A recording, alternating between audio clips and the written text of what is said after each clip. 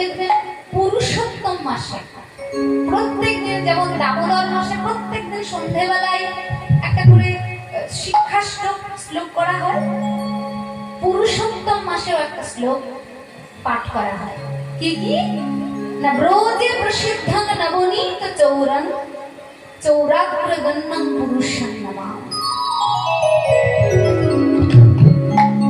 ব্রজে প্রসিদ্ধ মানে ব্রজের প্রসিদ্ধ নবনীচোর,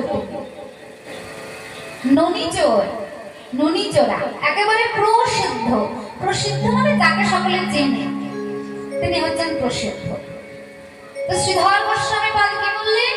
ব্রজে প্রসিদ্ধং নবনীত চৌরং চৌরাগ্রগণ্যং পুরুষং নমামি।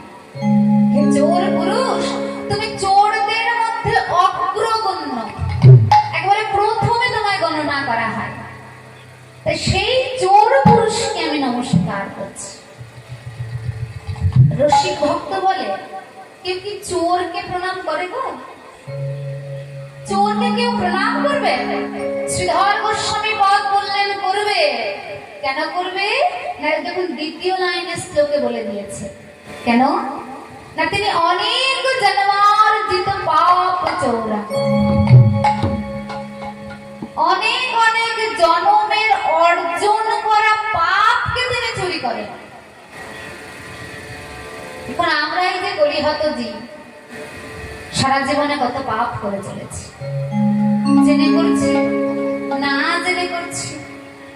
তখন ভগবানের চরণ দুখানা জড়িয়ে ধরে যদি বলি, দয়াময় তুমি হচ্ছে অনেক জন্মার্জিত পাপ চৌরম, অনেক অনেক জন্মের গচ্ছিত করা পাপকে তুমি চুরি করে নাও। এই দেখো দেখো, আমাকে তো, আমার তো তোমার চরণে দেবার মতো কিছু নাই। কারণ সারা জীবন সংসার সংসার বিষয় আশয় বৈভব করে মরলাম, আর তার থেকে যদি কিছু অর্জন করা হয়, সব থেকে বেশি অর্জন হয় পাপ। তোমার চরণে এসেছি, আমি শুনেছি অনেক অনেক জন্মের পাপ তুমি চুরি করো না।